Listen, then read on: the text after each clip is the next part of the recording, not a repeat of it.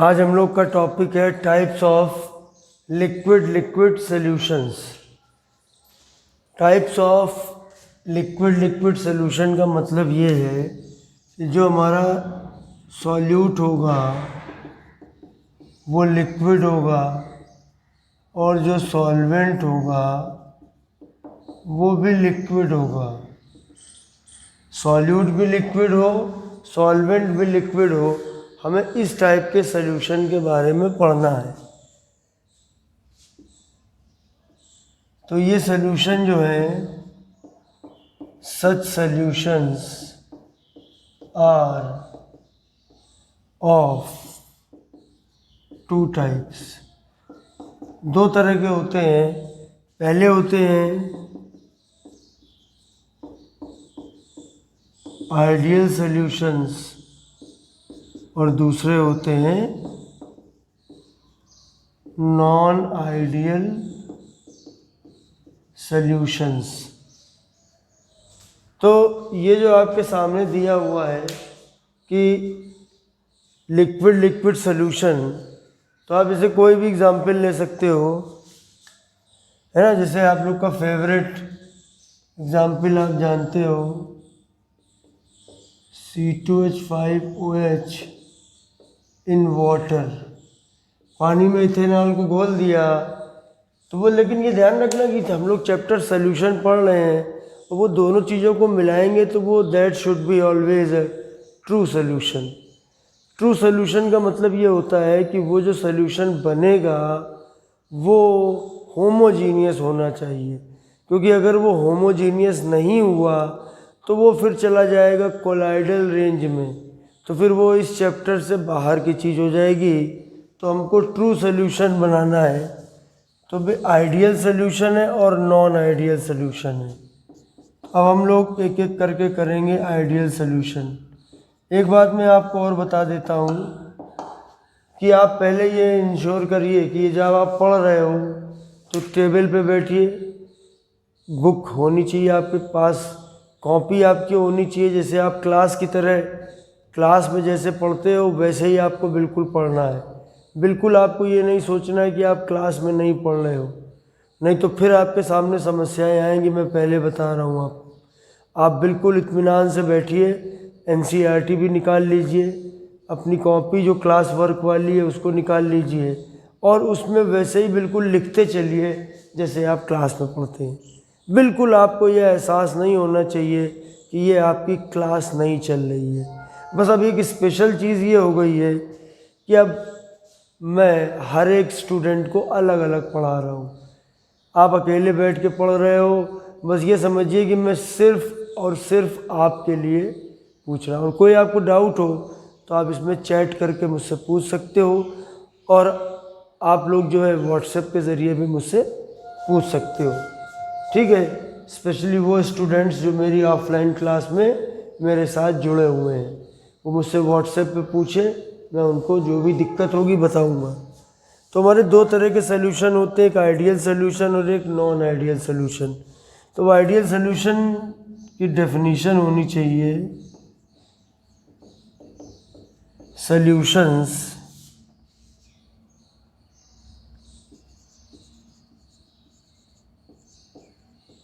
which obey Raoult's law over an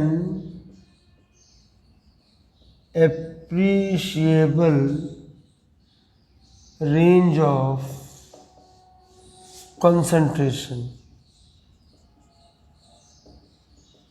मतलब हम अलग अलग कंसंट्रेशन के लिए उस सॉल्यूशन को चेक करेंगे, और अगर वो राउल्ट लॉ को ओबे कर रहा है तो वो हमारा हो जाएगा आइडियल सॉल्यूशन। तो अगर हमको कुछ डेफिनेशन लिखने के लिए आएगी तो ये वाली डेफिनेशन हम लोग लिखेंगे। Ideal solution, solutions which obey Raoult's law over an appreciable range of concentrations. मतलब कंसंट्रेशन की अलग अलग वैल्यू। आप डाइल्यूट सॉल्यूशन भी लोगे, वेरी डाइल्यूट भी लोगे, कंसनट्रेटेड मतलब अलग अलग रेंज में आप लोगे तो ये उसको जो है राउल्ट लॉ को ओबे करना चाहिए। अब हम लोग को एक चीज़ और समझनी है, characteristics of Raoult's law, characteristics of ideal solution. जरा देख लेता हूँ कहीं आउट ऑफ फ्रेम तो नहीं हो रहा है। मतलब हम लोग को देखना है कि जो हमारा सॉल्यूशन है आइडियल सॉल्यूशन, उसकी कैरेक्टरिस्टिक्स क्या है, उसकी कैरेक्टरिस्टिक प्रॉपर्टी क्या है, उसकी स्पेशलिटी क्या है, तो वो हमको देखना है। तो पहले नंबर पे तो दीज ओबे राउल्ट्स लॉ, राउल्ट्स लॉ को ओबे करेंगे। और राउल्ट्स लॉ को ओबे करने के लिए फॉर्मूले क्या है, P A equal to P not A x A, P B equal to P not B x B, P total equal to P A plus P B, so P total equal to P not A x A plus P not B x B. देखिए ये पहला point है कि Raoult law को ओबे करेंगे। अच्छा, अब इसमें जो आपके टर्म्स हैं वो भी आपको मालूम होनी चाहिए। जैसे पी नॉट ए है तो vapour pressure of pure A, वैसे पी नॉट बी हो जाएगा vapour pressure of pure B. Copy पे लिखते चलिए, नोट्स बनाते चलिए। और उसके बाद फिर हम आए X A, vapour mole fraction, mole fraction of A का मोल फ्रैक्शन। और वैसे ही एक्स भी हो जाएगा मोल फ्रैक्शन ऑफ बी का मोल फ्रैक्शन। अच्छा, ये होता है हमारा partial vapour pressure of A, और पी बी होता है partial vapour pressure of B, और पी टी होता है टोटल वेपर प्रेशर। ठीक है, तो एक तो पहला तो हमारा ये हो गया आइडियल सॉल्यूशन। ठीक है, अब साथ में आपको लिखना चाहिए, लेकिन अगर मान लो किसी वजह से आप नहीं लिख पा रहे हो तो आप फटाफट स्क्रीनशॉट लेके आगे बढ़िए, क्योंकि कॉपी में आपको नोट करते हुए चलना है। ठीक है, स्क्रीनशॉट ले लिया होगा आपने।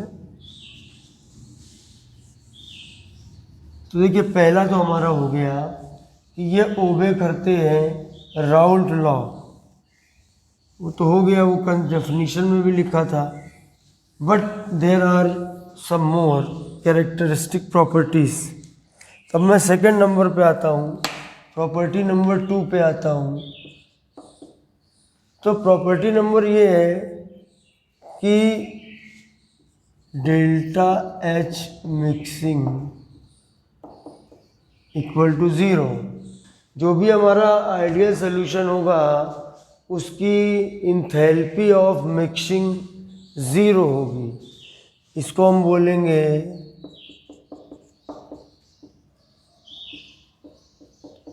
Enthalpy of mixing is zero. Delta H enthalpy होती है और मिक्सिंग का मतलब दोनों को हम दो सॉल्यूशन को मिलाएंगे। तो इसको ज़रा बात को ध्यान से समझिएगा कि जब हम दो सॉल्यूशन को मिलाते हैं तो कभी कभी क्या होता है कि हीट रिलीज़ होती है, हीट इवॉल्व होती है, और कभी कभी क्या होता है हीट कंज्यूम होती है, हीट एब्जॉर्ब होती है। तो दो पॉसिबिलिटी होती हैं, या तो डेल्टा एच की वैल्यू नेगेटिव आएगी या फिर डेल्टा एच की वैल्यू पॉजिटिव आएगी। यानी या तो हीट रिलीज़ होगी या फिर हीट कंज्यूम होगी। इसका मतलब सीधा सीधा यही है, it means neither heat is evolved nor absorb, क्योंकि डेल्टा एच मिक्सिंग की वैल्यू 0 है। तो ये एक हमारा पॉइंट हुआ। तीसरा पॉइंट है delta V mixing equal to 0। अभी अगर हमने 50 ml ए लिया, 50 ml बी लिया, दोनों को मिलाया, तो टेक्निकली वो दोनों की वैल्यू होनी चाहिए 100 ml, लेकिन हर बार ये ऐसा नहीं होता है, क्योंकि दोनों जो हमारे सॉल्वेंट होंगे उनके अंदर इंटरमॉलिक्यूलर स्पेसेस भी होते हैं। तो इसलिए वो कभी कभी क्या होता है कि 50 ml plus 50 ml will become 52 ml, और कभी कभी क्या होता है 50 ml और 50 ml बढ़ गए 102 हो गए, और कभी कभी क्या होता है 98 हो गए। तो कभी कभी डेल्टा वी मिक्सिंग की वैल्यू पॉजिटिव आती है और कभी कभी नेगेटिव आती है, लेकिन अगर 0 आती है तो वो हमारा आइडियल सॉल्यूशन होता है। तो delta V mixing equal to 0, इसका मतलब है कि change in volume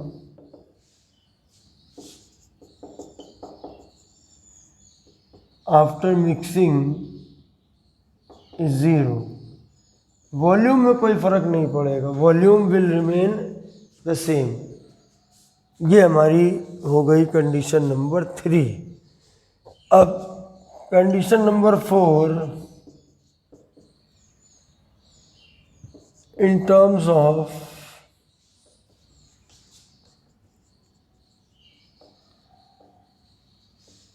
intermolecular forces.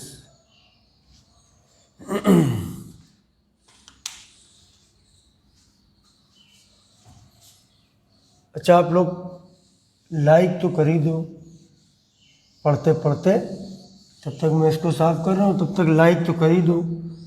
अच्छा, अब आप देखो इन टर्म्स ऑफ इंटरमॉलिक्यूलर फोर्सेस, अगर मान लिया कि हमारे पास में जो लिक्विड लिक्विड सोल्यूशन है, मान लिया ए और बी दो लिक्विड हैं, तो क्या होता है कि ए और ए के बीच के फोर्सेस नियरली इक्वल होंगे, बी और बी के बीच के फोर्सेस नियरली इक्वल होंगे ए और बी के बीच के फोर्सेस में। तो ये हमारा ये भी पॉइंट होता है। मतलब इसका मतलब ये हुआ कि मैं थोड़ा शॉर्ट में लिखूंगा, intermolecular force for A, वो हमने ले लिया ए, और intermolecular force for B, यानी अगर बी और बी के बीच के फोर्सेस हैं, ए और ए के बीच के फोर्सेस, जैसे हम प्योर ए लें, हमारे पास दो लिक्विड है, एक ए है एक बी है, suppose we are taking pure A, तो उनके अंदर जो भी मॉलिक्यूल होंगे उनके बीच में इंटरमॉलिक्यूलर फोर्सेस होंगे। तो ए और ए के बीच में लगने वाले जो फोर्सेस हैं उनको मैं रिप्रेजेंट कर रहा हूँ ए से। फिर हमने दूसरा प्योर सब्सटेंस लिया, वो है बी, तो बी में क्या होगा, बी और बी के बीच में इंटरमॉलिक्यूलर फोर्सेस होंगे, उनको बी और बी रखा, और फिर जब हम दोनों को मिक्स कर देंगे तो फिर ए और बी के बीच के फोर्सेस लगेंगे। तो intermolecular force for A and B, A और बी के लिए अगर हम देखेंगे तो वो हमारा ए बी होगा। तो जैसे जिस नेचर के, जिस रेंज के, जिस पावर के इंटरमॉलिक्यूलर फोर्सेस ए और ए के बीच में लग रहे हैं, और जितने बी और बी के बीच में लग रहे हैं, उतने लगभग ए और बी के बीच लगने चाहिए। ठीक है, मतलब कि ये जो है आपका बड़ा इम्पोर्टेंट पॉइंट है। तो ये 4 पॉइंट है, अपने दिमाग में बिठा लीजिए। जो पहला पार्ट हमारा हो गया कि ये राउट लॉ को ओबे करेंगे, और उसके लिए आपके ये फॉर्मूले हुए। वैसे सबसे ज़्यादा इम्पॉर्टेंट बात यही होती है। ठीक है, कभी आपसे राउट लॉ क्या होता है, कैसे होता है, वो लिखना है तो आप इसको आइडियल सोल्यूशन की कंडीशन में मेनली इसको डाल सकते हो। लेकिन डेल्टा एच मिक्सिंग भी 0 होगा, ना तो हीट इवॉल्व होगी ना हीट एब्जॉर्ब होगी। डेल्टा वी मिक्सिंग की वैल्यू भी 0 होगी, और इंटरमॉलिक्यूलर फोर्सेस के बेसिस पर ए बी बी, ए और बी, इनके बीच में लगने वाले फोर्सेस भी बिल्कुल एक जैसे होंगे। अच्छा, इसके बाद अब हम लोग इसका एक ग्राफिकल, मैं इसका एक ग्राफ भी आपको बना के दे रहा हूँ।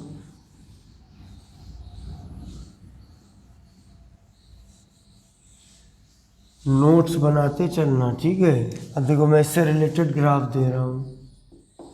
ये ग्राफ भी एक स्पेशल टाइप का ग्राफ है। ऐसे ग्राफ हम लोग कम, मोस्टली हम लोग एक एक्स एक्सेस लेते हैं, एक वाई एक्सेस लेते हैं, लेकिन इसमें वाई एक्सेस पे हमने दो ले लिए। अब ये हमारा एक लिक्विड ए के लिए बन गया, ये हमारा दूसरे लिक्विड बी के लिए बन गया। ये वाली जो लाइन हमारी है ये एक्स एक्सेस पर, ये है मोल फ्रैक्शन एक्स, और ये वाली लाइन है वेपर प्रेशर, और ये वाली लाइन भी है वेपर प्रेशर। हमारे पास में दो लिक्विड हैं, एक लिक्विड ए है। अब हमने ए को स्टार्ट किया, देखिए यहाँ से हम शुरू कर रहे हैं। इस जगह पर एक्स ए इक्वल टू 1 है और एक्स बी इक्वल टू 0 है। इसका मतलब है हमारे पास यहाँ पर प्योर ए है, बी है नहीं यहाँ पर। ये लाइन पूरी तरह से ए के लिए है। अभी दो लिक्विड, अभी मैंने कहा था एक वाटर है एक इथेनॉल है, तो आप किसी को ले सकते हो। अभी क्या हुआ कि एक जैसे आपका ये बनेगा, इसमें देखो एक वेपर प्रेशर कर्व ऐसे बनेगा, ये बना आपकी लाइन। और ऐसे ही दूसरे के लिए लोगे, दूसरे के लिए भी एक ऐसे बनेगा, ये दोनों के लिए बन गया। उसके बाद ये लाइन इसको इससे मिला दो आप।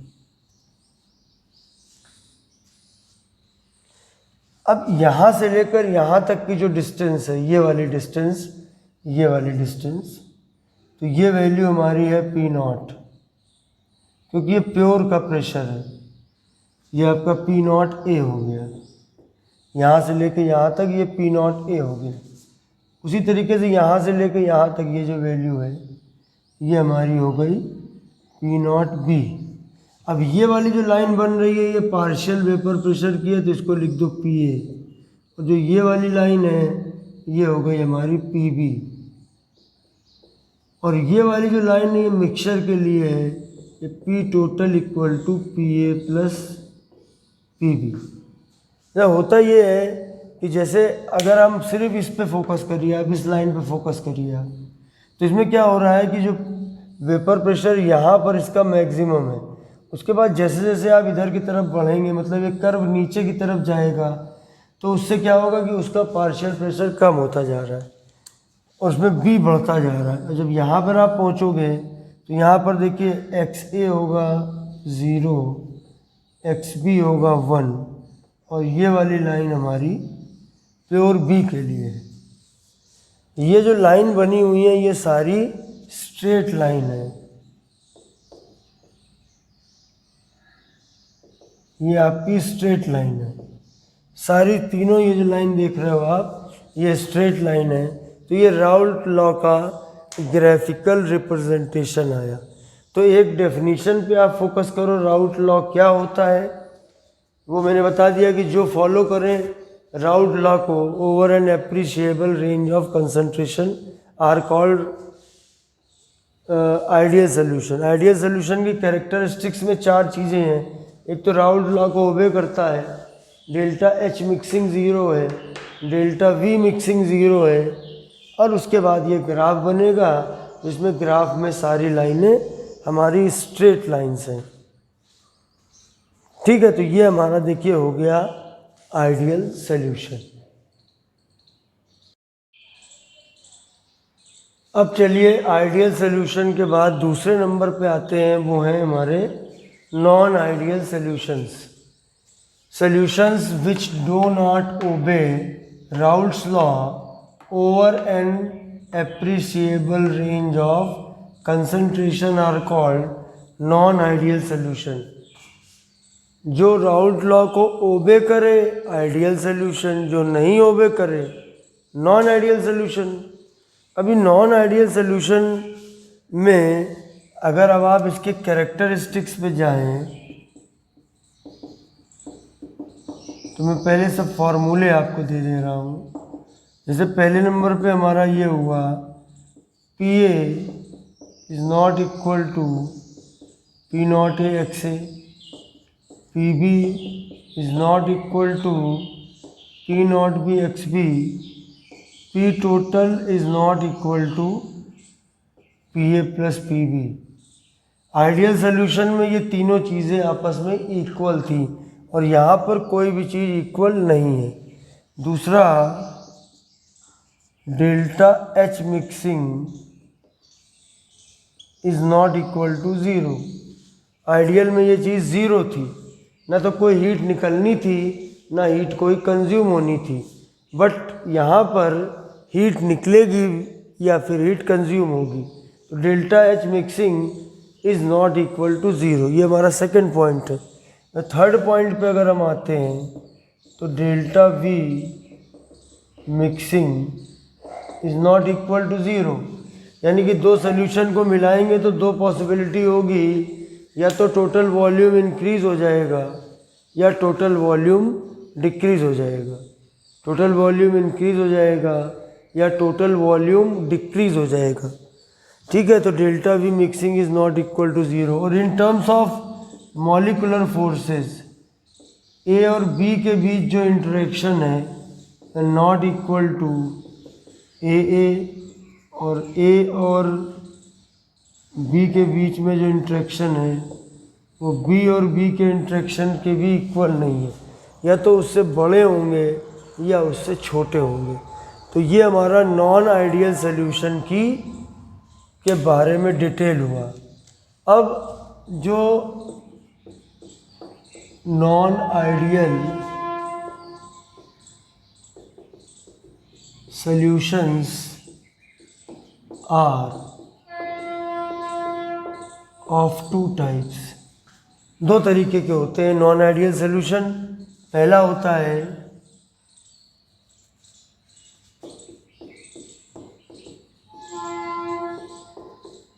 non-ideal solution having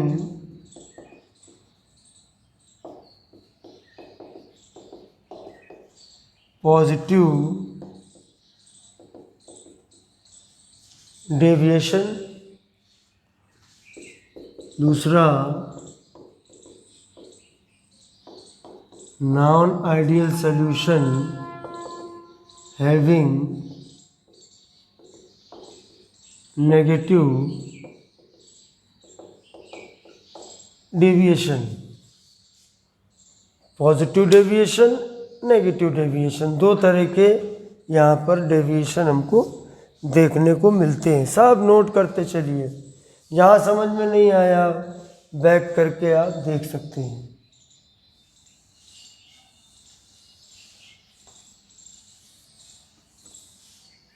1 मार्क का क्वेश्चन आता है। ठीक है, तो ये हमारा, अब हम पहले नंबर पे आते हैं।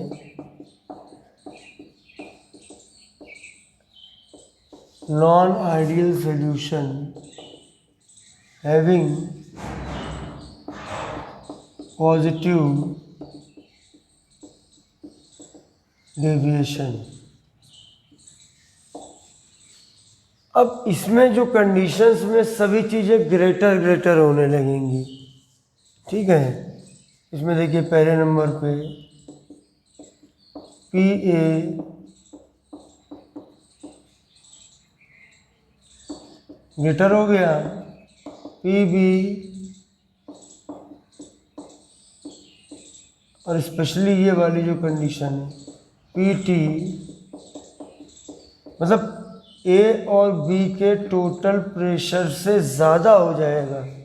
ए के प्रेशर प्लस बी के प्रेशर को क्रॉस कर जाएगा जो टोटल प्रेशर है, तो पी टी ग्रेटर देन ए और बी होगी। ये तो हमारा देखो पहला पॉइंट हो गया। अच्छा, मैंने इसमें एग्जाम्पल बहुत सारे कलेक्शन कर रखा है तो उसको मैं आपको बताऊंगा। अच्छा, अब ये तो पहला वाला तो स्टेप हो गया। अब दूसरे में देखना, delta H mixing greater than zero. It means process is greater than 0, तो प्रोसेस हमारा होगा एंडोथर्मिक। इसको आप ऐसे लिख सकते हो, delta H mixing equal to positive. Positive अगर होता है हीट तो एंडोथर्मिक प्रोसेस होता है, एंडोथर्मिक। ठीक है, मतलब heat is absorbed, heat absorb हो जाएगी। ठीक है, पॉजिटिव डेविएशन याद रखना सरल है। देखिए ग्रेटर जा रहा है हर तरफ, ये हमारा सी पॉइंट हुआ, बी पॉइंट। अब हम आते हैं सी पॉइंट पे।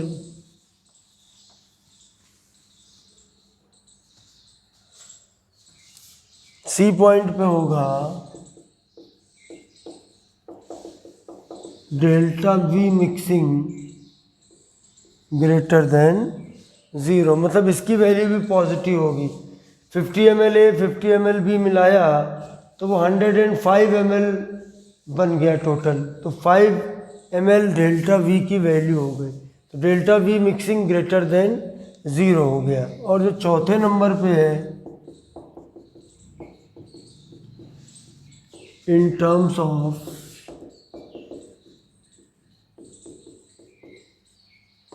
इंटरमॉलिक्यूलर फोर्सेस, जो ए और बी के बीच का जो फोर्स है वो लेस देन होगा ए के फोर्स के बीच का या बी और बी के बीच। ये बस इसमें सिर्फ आपको लेस लग रहा है और ये बात आपको ध्यान रखनी पड़ेगी।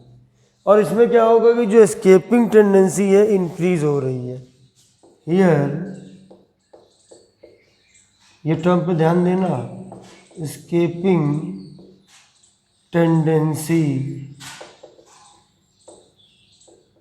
इंक्रीजेस। एस्केपिंग टेंडेंसी बढ़ने का मतलब ये हुआ कि ज़्यादा एवेपोरेशन ज़्यादा होगा, वो ज़्यादा एवेपोरेट होगा। ठीक है, तो ये हमारा हो गया non ideal solution having positive deviation. तो थर्ड वाले फोर्थ वाले पॉइंट पे गौर करना कि यहाँ पर पॉजिटिव डेविएशन में होता ये है कि जो हमने लिया है सोल्यूशन, दोनों लिए हैं, तो जो नेट उसका ऊपर होगा उनकी एस्केपिंग टेंडेंसी बढ़ेगी और वो ज़्यादा हिस्सा उनका वेपोराइज होने लगेगा, एवेपोरेट होने लगेगा। ठीक है, देखिए इनके ग्राफ भी हैं, इनके ग्राफ भी हैं। जब ग्राफ अगर हम बनाएंगे तो वो तीनों एक साथ बनाएंगे तो समझ में आएगा। इसके एग्जाम्पल भी हैं, वो एग्जाम्पल हम एक साथ तीनों के बताएंगे तो अच्छा लगेगा। इसीलिए मैंने देखो कंडीशंस वगैरह सारी बताई हैं। ये आपके सामने दिख रहा है हैविंग पॉजिटिव डेविएशन, नोट कर लिया होगा, नहीं तो स्क्रीनशॉट ले लेना, मैं बार बार नहीं बताऊंगा। मैं स्क्रीन से हट जाता हूँ, इसका मतलब है उस समय आप स्क्रीनशॉट ले सकते हो और बेटर है कि आप साथ में लिखते चलो। अब मैं इसी में देखो दूसरा लिख देता हूँ तो थोड़ा टाइम आप लोग का बचेगा, वीडियो लंबा नहीं घसकेगा। Non ideal solution having negative deviation.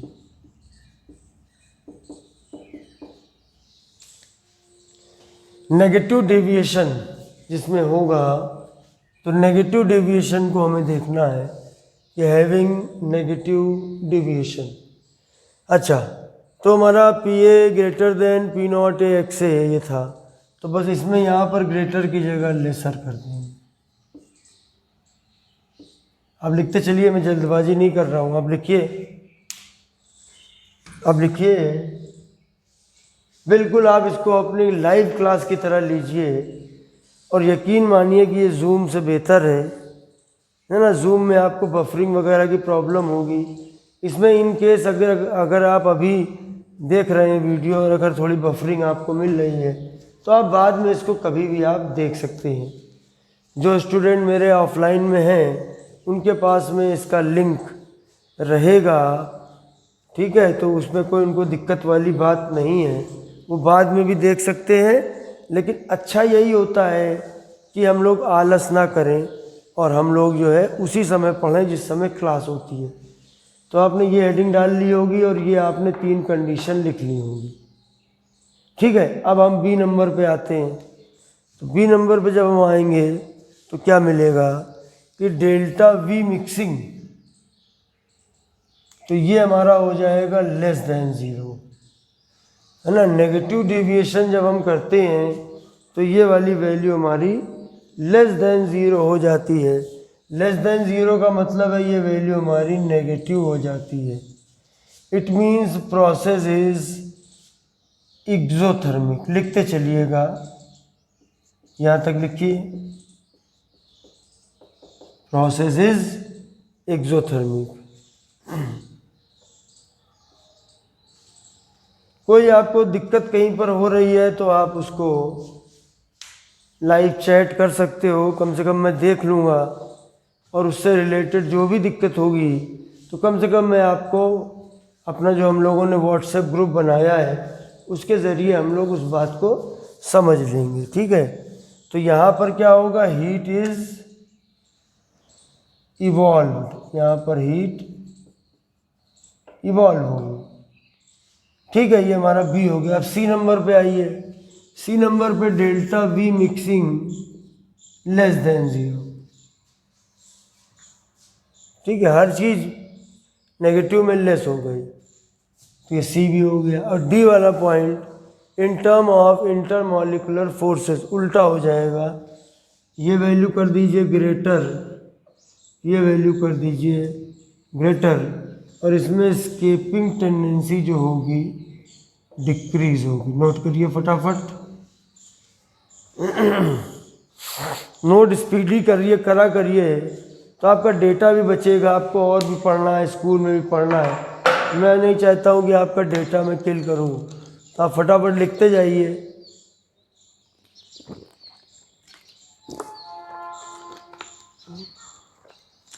तो ये हमारा देखिए हो गया नेगेटिव डेविएशन से रिलेटेड। अब मैं देखिए, मैं तीनों के आपको ग्राफ समझा रहा हूँ।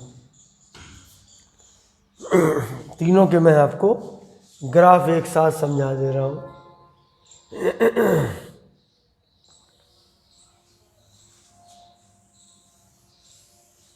फिर हम तीनों के एग्जाम्पल कर लेंगे, फिर हमारा ये आर्टिकल कंप्लीट हो जाएगा।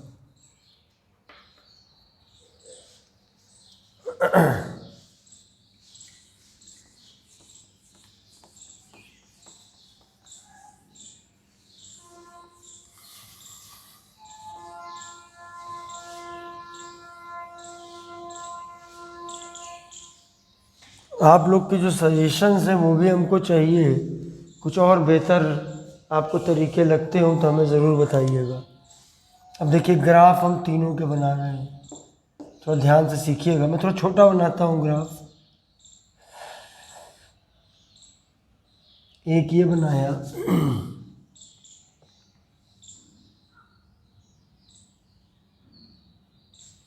एक ये बनाया, एक ये बनाया। ये हमारा मोल फ्रैक्शन हुआ। ये मान लीजिए यहाँ से शुरू हुआ, ये बना,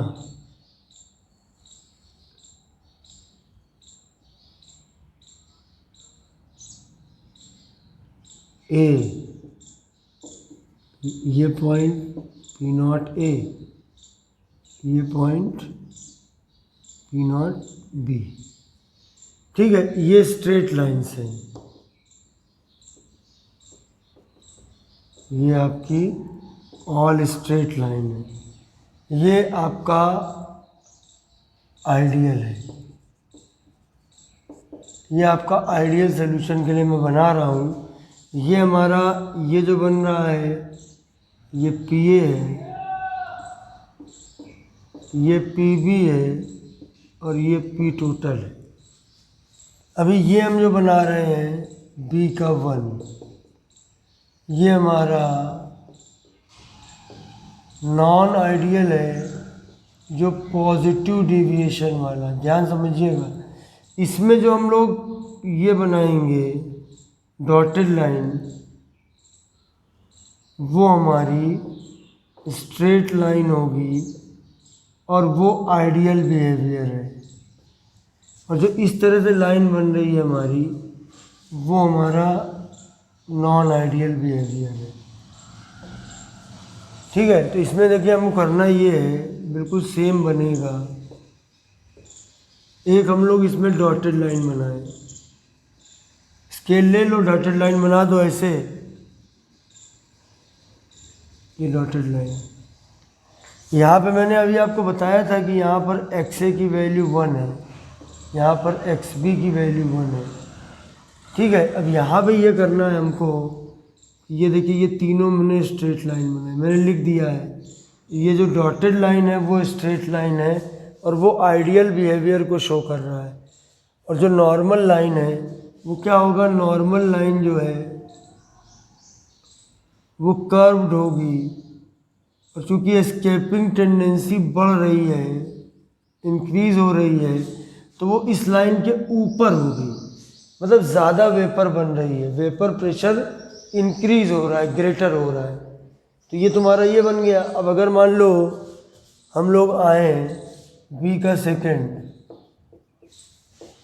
नॉन आइडियल नेगेटिव डेविएशन, ठीक है, तो ये ए हो गया, ये बी हो गया, बाकी सब कुछ सेम है। इसमें भी हम लोगों ने क्या करना है, डॉटेड लाइन आइडियल बिहेवियर है, ये बन गया ए के लिए, ये बन गया बी के लिए, ये बन गया मिक्सचर के लिए। ठीक है, अब इसमें क्या बनेगा, इनमें नीचे की तरफ बनेंगे, क्योंकि इसमें वेपर प्रेशर कम हो जाएगा। मतलब जो ये आइडियल बिहेवियर में हमें स्ट्रेट लाइन मिलेंगी, पॉजिटिव डेविएशन में इन्हीं स्ट्रेट लाइन के ऊपर ऐसे कर्व मिलेंगे, तीनों लाइन के ऊपर, और नेगेटिव डेविएशन में तीनों लाइन के नीचे की तरफ कर्व बनेंगे। ये 3 डायग्राम हैं, इनको आप बना लीजिए। ये डायग्राम आपको बुक में बने हुए मिल भी जाएंगे। अब हम लोग को इसके एग्जाम्पल पे आना है। अब देखिए बोर्ड पे मैंने एग्जाम्पल लिखे हुए हैं आइडियल सॉल्यूशन के।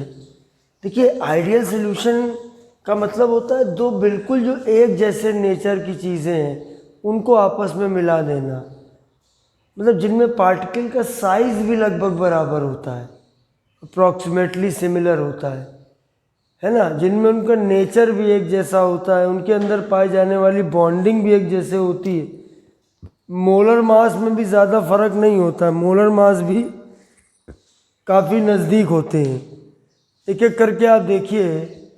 सबसे पहले है बेंजीन और टॉलिन। और एक बात मैं और बता दूं आपको कि इसको आपको एग्जाम्पल याद करने पड़ते हैं, बहुत ज़्यादा लॉजिक नहीं लगा पाओगे कि कौन एग्जाम्पल पॉजिटिव डिविएशन देगा कौन नेगेटिव देगा। मैं आपको तरीका समझा रहा हूँ, आप देखना ध्यान से। कम नंबरों का आता है, 1 आध नंबर का इस टॉपिक में आता है, लेकिन ये मान के चलो कि जब आता है तो गलतियाँ भी बहुत करवाता है, कठिन है टॉपिक। जैसे बेंजीन और टॉलिन तो ना फॉर्मूले आने चाहिए। बेंजीन जैसे ये है, टॉलिन जैसे ये है,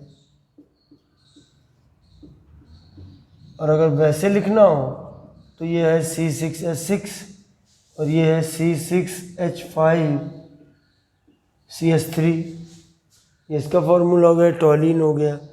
अब ये जैसे नॉर्मल हेक्सेन, क्योंकि देखो बेंजीन टॉलिन बहुत नेचर एक जैसा है, मोलर मास में भी ज़्यादा फर्क नहीं है ना, 14 यूनिट का फ़र्क है सिर्फ, और नेचर में भी एक जैसे ही हैं ये। तो जब एक जैसी बिल्कुल चीज़ें आपको दिखें तो चांसेस हैं इस बात के कि वो आइडियल सॉल्यूशन बनाएगा। जैसे इसके एग्जांपल थोड़े सरल हैं। अब जैसे नॉर्मल हेक्सेन है, CH3 CH2 CH2 CH2 CH2 CH3 1 2 3 4 5 6 CH3 CH2 whole 5 CH3, ये 7 हो गए। We can write like this और दैट, दोनों में से कोई भी तरीके से आप लिख सकते हो। Bromoethane chloroethane C2H5Br C2H5Cl, chlorobenzene plus bromobenzene. Chlorobenzene और ब्रोमोबेंजीन में देखो ये आपका क्लोरोबेंजीन हो गया, काफ़ी मिलते जुलती दोनों चीज़ें हैं। मैंने इस पे बहुत काम किया, बहुत दिमाग लगाया, तो कोई तरीका ऐसा बहुत बढ़िया मिला नहीं, तो थोड़ा सा ट्रिक से ही तैयार करना पड़ेगा, है ना। इसको हम ऐसे भी लिख सकते हैं C6H5Cl और इसको लिख सकते हैं C6H5Br। नोट करते चलिए फटाफट, ठीक है। Carbon tetrachloride CCl4, silicon tetrachloride SiCl4, काफ़ी मिलती जुलती चीज़ें हैं। और इथाइलिन डाइब्रोमाइड जो है उसमें देखो ये इथाइलिन, एक्चुअल में ये होता है इथाइलिन, ये इथाइलिन होता है। इसका एक बॉन्ड हटा दीजिए, यहाँ भी आर यहाँ भी आर, इथाइलिन डाइब्रोमाइड और इथाइलिन डाइक्लोराइड ये हुआ आपका। तो इसमें आप देख सकते हो कि कितने मिलती जुलती चीज़ें हैं, तो आप इसमें आराम से पहचान लोगे कि आइडियल सॉल्यूशन कौन बनाते हैं। आपसे एग्जाम्पल पूछा जा सकता है कि आइडियल सॉल्यूशन कौन बनाते हैं। अब चलिए हम लोग इसके एग्जाम्पल्स में आ गए। ये देखिए एग्जाम्पल्स है, मैं आपको एक चीज़ बता दे रहा हूँ कि इसमें लॉजिक फेल हो जाते हैं, इसमें अच्छे से लॉजिक नहीं लग पाते हैं, तो इसलिए आपके लिए तरीका सही यही है कि आप इसको याद करें। वैसे बहुत कम पूछे जाते हैं ऐसे एग्जाम्पल। जैसे मान लिया आपको ले लिया गया, बोला कि CCl4 और CHCl3 का मिक्सचर आइडियल सॉल्यूशन है कि नॉन आइडियल है, और अगर नॉन आइडियल है तो उसमें पॉजिटिव डेविएशन वाला है कि नेगेटिव डेविएशन वाला है, तो ये थोड़ा सा करना मुश्किल है। हाँ, ये पता कर सकते हैं कि आइडियल होगा कि नॉन आइडियल होगा। अब आप देखिए ये है CH3COCH3, ये पॉजिटिव डेविएशन वाला है, इसका नाम है एसीटोन, ये आप जानते हो इथेनॉल। तो ऑब्वियस है कि दोनों चीज़ें एक जैसी नहीं हैं, दोनों मॉलिक्यूल एक जैसे नहीं हैं, तो ये आइडियल तो नहीं बनाएंगे, तो ये नॉन आइडियल बनाएंगे। तो थोड़ा सा आपको लर्न करने की कोशिश करनी है। मैं थोड़ा नाम बता दे रहा हूँ। वाटर इथेनॉल भी इसी कैटेगरी में आया, मतलब इसके पॉइंट ऑफ व्यू से क्या है कि इसमें स्केपिंग टेंडेंसी ज़्यादा है। अब एक्चुअल में क्या है कि वाटर वाटर वाटर आपस में हाइड्रोजन बॉन्डिंग बनाए है, इथेनॉल इथेनॉल अलग से अपनी हाइड्रोजन बॉन्डिंग बनाए है। जब वाटर इथेनॉल को मिलाएंगे तो कहीं कहीं पर इथेनॉल के साथ वाटर की बॉन्डिंग होगी, इथेनॉल के साथ वाटर की जो होने वाली बॉन्डिंग है वो वाटर वाटर के बीच की बॉन्डिंग ज़्यादा मजबूत होगी, वाटर और इथेनॉल के बीच की बॉन्डिंग के कंपैरिजन में। तो इसकी वजह से क्या होगा, एस्केपिंग टेंडेंसी बढ़ेगी। तो ये सब लॉजिक लगाने पड़ते हैं, मगर उधर की तरफ लगाओगे तो कन्फ्यूज़न बहुत है, इसलिए कोशिश करो इसको याद करने की। अब देखो ये जैसे है, इसका क्या नाम है, इसका नाम है कार्बन टेट्राक्लोराइड, और ये तो आप जानते हो CHCl3 है क्लोरोफॉर्म। देखिए क्लोरोफॉर्म, ये भी क्लोरोफॉर्म के साथ इथेनॉल, इथेनॉल के साथ इसके एसीटोन के साथ बेंजीन, एसीटोन के साथ CH2, कन्फ्यूज़न है। ये देखो इधर भी एसीटोन है, इधर भी एसीटोन है। ऐसा इधर ये है कि कुछ थोड़े सरल हैं, जैसे जो एसिड के साथ जैसे HCl को वाटर में मिला दो, HNO3 को वाटर में मिला दो, तो ये जो तुम्हारे बनेंगे ये बनेंगे आइडियल सॉल्यूशन, वो सॉरी नॉन आइडियल बनेंगे विद नेगेटिव डेविएशन। ये वाला भी ये वाला भी, जैसे मतलब वाटर जहाँ इन्वॉल्व हो रहा है तो वहाँ ऐसा नहीं है कि पॉजिटिव डेविएशन होगा, वो नेगेटिव डेविएशन भी होगा, और कोई लॉजिक लगता नहीं है, लॉजिक फेल हो जाते हैं। इसलिए मैं आपको इस बात को समझा रहा हूँ, कन्फ्यूज़न है इसलिए आपको इसको याद करना है। मैं थोड़ा नाम और लिख दे रहा हूँ, इसके नाम आपको ना मालूम हो। जैसे ये जो आप देख रहे हो CH2, इसका नाम है carbon disulphide, sulphide. Carbon disulphide, ये क्लोरोफॉर्म है, ये HNO3 है हमारा नाइट्रिक एसिड, ये मालूम है बेंजीन है, ये क्लोरोफॉर्म लिख चुका हूँ। ये जो है C6H5NH2 ये एनिलीन है। आप 2-3 एग्जाम्पल आपको बुक में दिए गए हैं, NCERT में दिए गए हैं, आप उनको देख सकते हो, लेकिन उनमें जो लॉजिक दिए गए हैं वो बाकियों में लगाओगे तो लग नहीं पाएंगे, ठीक है ना। और मुझे अगर कोई भी चीज़ अगर नई ढूंढनी होती है तो मैं YouTube में नहीं ढूंढता हूँ, मैं बुक्स में ढूंढता हूँ, क्योंकि बुक्स जो होती हैं वो ज़्यादा सच बोलती हैं यूट्यूबर के कंपैरिजन में। तो उन बुक्स के अंदर मैंने बहुत सारी बुक्स से स्टडी किया है, उसका कोई प्रॉपर तरीका नहीं है, तो ये हमको लर्न करना पड़ेगा। देखो आइडियल सोल्यूशन को पहचान लोगे, एक काम ये करना है कि non ideal solution having negative deviation के 2 एग्जाम्पल याद कर लो। देखो ये 3 याद कर लो, सरल है। और नॉन आइडियल सोल्यूशन हैविंग, अब जैसे मान लिया देखो इधर इसमें एसीटोन है, इसमें भी एसीटोन है, इधर अगर हम देखें तो इसमें एसीटोन है। अब देखो एसीटोन के साथ बेंजीन है, इसके अंदर हाइड्रोजन बॉन्डिंग बनाने का कोई जुगाड़ नहीं है। एसीटोन के साथ CH2 है, इसमें भी हाइड्रोजन बॉन्डिंग बनाने का कोई जुगाड़ नहीं है। एसीटोन के साथ इथेनॉल है, हाइड्रोजन बॉन्डिंग बना सकता है। इसे एसीटोन के साथ एनिलीन है, हाइड्रोजन बॉन्डिंग बना सकता है। अगर ये इधर ना होता, ये इधर होता तो एक कॉन्सेप्ट बनता, मगर वो कॉन्सेप्ट नहीं बन पा रहा है। आप समझो बात को, एसीटोन के साथ बेंजीन है, बेंजीन हाइड्रोजन बॉन्डिंग नहीं कर सकता है। हाइड्रोजन बॉन्डिंग वो होते हैं जो हाइड्रोजन कंपाउंड में, ये याद रखिए, जिन कंपाउंड में हाइड्रोजन के साथ डायरेक्टली अटैच्ड हो फ्लोरीन, ऑक्सीजन या नाइट्रोजन, तो उनमें हाइड्रोजन बॉन्डिंग होती है। अब अगर हम यहाँ पर देखें तो एसीटोन के साथ एनिलीन है, ये हाइड्रोजन बॉन्डिंग है। एसीटोन के साथ क्लोरोफॉर्म है, हाइड्रोजन बॉन्डिंग नहीं है। हालांकि जब क्लोरोफॉर्म के साथ जाएगा तो ये आपस में हाइड्रोजन बॉन्डिंग कर लेगा, तो बड़ा गोलमोल है मामला। तो ये इजी नहीं है ये डिटेक्ट कर पाना कि कौन से किस कैटेगरी में आएंगे।